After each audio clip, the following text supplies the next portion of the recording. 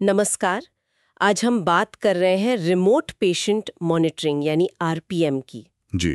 कैसे ये स्मार्ट घड़ियां और दूसरे पहनने वाले डिवाइस है ना, वो पाइथन तकनीक के साथ मिलकर पूरी हेल्थ केयर को जैसे अस्पताल से निकालकर हमारे घर तक ला रहे हैं। हाँ, ये काफी दिलचस्प बदलाव है। हमारे पास डॉक्टर चिन्मय पाल के लेख से भी कुछ जानकारी है इस पर। अच्छा।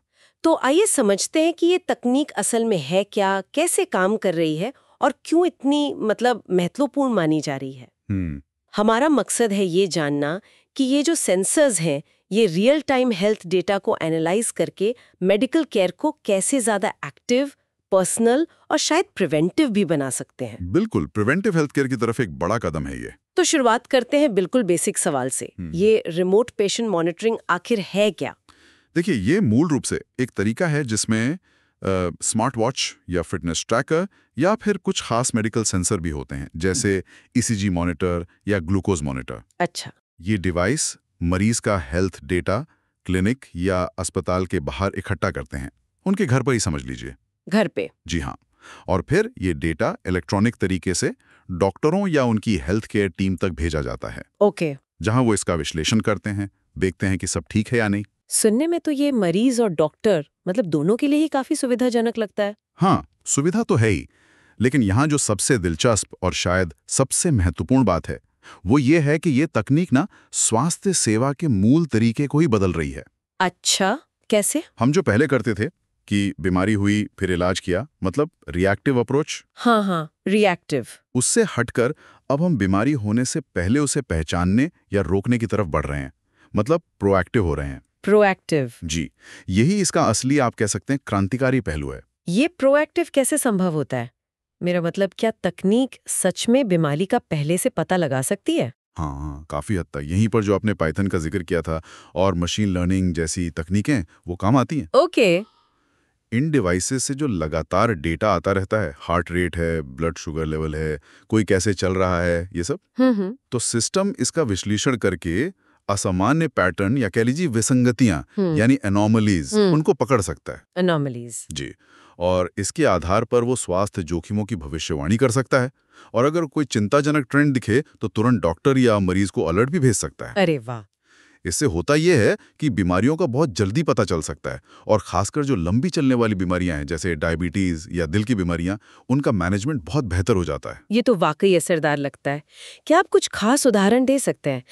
किस तरह की स्वास्थ्य समस्याओं में ये मदद कर रहा है? बिल्कुल बिल्कुल, कई उदाहरण हैं। जैसे ये दिल की धड़कन में जो अचानक अनियमित उतार चढ़ाव आते हैं ना, हाँ। जिसे अरिथमिया कहते हैं, हाँ।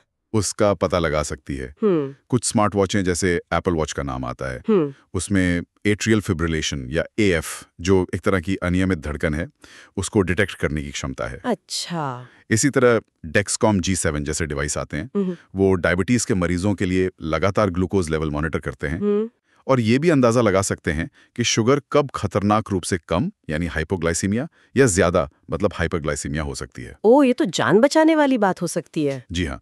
एक और उदाहरण है, जैसे बुजुर्ग लोग हैं या पार्किंसंस के मरीज हैं, उनमें चलने के पैटर्न का विश्लेषण करके गिरने के जोखिम का पहले से अंदाजा लगाना। कमाल है। इन सब विश्लेषणों के पीछे कौन सी तकनीकी ताकत काम कर रही है? आपने पाइथन का जिक्र किया था। हाँ, पाइथन और उसकी लाइब्रेरीज का इसमें बहुत बड़ा हाथ है। अच्छा। जैसे पैंडास लाइब्रेरी है, वो टाइम सीरीज डेटा, यानी जो डेटा समय के साथ बदलता है, जैसे हर सेकंड की हार्ट रेट, उसको संभालने में बहुत अच्छी है। अंडस, ओके। फिर साइकिट लर्न है, जो मशीन लर्निंग मॉडल बनाने के लिए बहुत पॉपुलर है। यही मॉडल डेटा में पैटर्न या अनोमलीज खोजते हैं। और फिर LSTM नेटवर्क्स हैं, लॉन्ग शॉर्ट टर्म मेमोरी। ये खास तौर पर समय के साथ बदलने वाले जो जटिल पैटर्न्स होते हैं ना, जैसे दिल की धड़कन का पूरा ग्राफ, उसे समझने में माहिर हैं। LSTM, ये कैसे काम करते हैं? ये न सिर्फ मौजूदा डेटा देखते हैं, बल्कि पिछले पैटर्न को भी याद रखते हैं। जैसे कोई जासूस पुराने सुरागों को जोड़कर किसी नतीजे पर पहुंचता है। अच्छा। तो यही सब टूल्स हमें इतने सारे डेटा से काम की जानकारी निकालने में मदद करते हैं। तो अगर फायदों की बात करें तो मरीज के नजरिए से सबसे बड़े फायदे क्या हैं? फायदे तो देखिए कई हैं। सबसे बड़ा शायद यही कि अस्पताल में भर्ती हुए बिना घर पर ही 24/7 निगरानी संभव हो जाती है। हाँ, ये तो है। इससे जो गंभीर घटनाएं होती हैं, जैसे स्ट्रोक या दौरा, उनका शायद जल्दी पता लग सकता है। और उम्मीद ये भी है कि इससे बार बार अस्पताल में भर्ती होने की जरूरत भी कम होगी। ये भी एक बड़ा फायदा है। और एक और बहुत महत्वपूर्ण बात है, मरीजों को अपनी सेहत की ज्यादा जानकारी मिलती है। हाँ, वो खुद अपनी देखभाल में ज्यादा एक्टिव हो पाते हैं। हाँ, ये कंट्रोल वाली बात। जी, ये नियंत्रण उनके हाथ में आना, ये अपने आप में एक बड़ा बदलाव है। ये सब सुनने में तो बहुत अच्छा लगता है, लेकिन क्या इसमें कुछ चुनौतियां या चिंताएं भी हैं? हाँ, बिल्कुल हैं, और उन पे ध्यान देना बहुत जरूरी है। सबसे पहले तो डेटा की गोपनीयता, ये बहुत ही सेंसिटिव हेल्थ डेटा होता है। हाँ, वो तो है। तो जो नियम हैं, जैसे अमेरिका में हिपा है या यूरोप में GDPR, उनका सख्ती से पालन करना बहुत जरूरी है। बिल्कुल। दूसरी चुनौती है डिवाइस की अपनी सीमाएं। बैटरी कितनी चलेगी, इंटरनेट कनेक्शन बना रहेगा या नहीं, अगर डिवाइस बंद हो गया तो निगरानी रुक गई। सही बात है। फिर एक मुश्किल संतुलन बनाना होता है गलत अलर्ट का।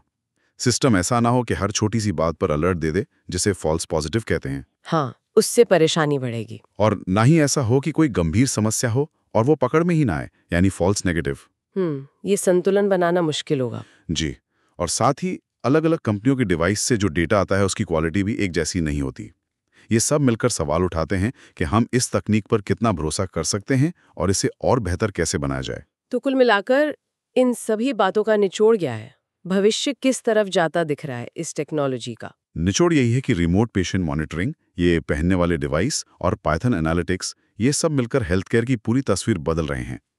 ये सिर्फ इलाज करने के बजाय बीमारियों को रोकने और हर व्यक्ति की जरूरत के हिसाब से, मतलब पर्सनलाइज केयर देने की दिशा में एक वाकई बड़ा कदम है। सही कहा, ये वाकई एक बड़ा बदलाव है, पर्सनलाइज्ड केयर। और ये सिर्फ डेटा इकट्ठा करने तक सीमित नहीं है, बल्कि AI का इस्तेमाल करके उसे रियल टाइम में समझना और उस पर तुरंत एक्शन लेना, ये महत्वपूर्ण है। बिल्कुल।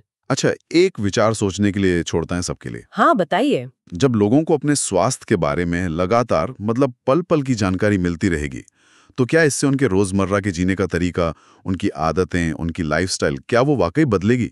और अगर हाँ, तो किस तरह से बदलेगी? ये सोचने वाली बात है। ये एक बहुत दिलचस्प सवाल है। इस पर सोचना जरूरी है।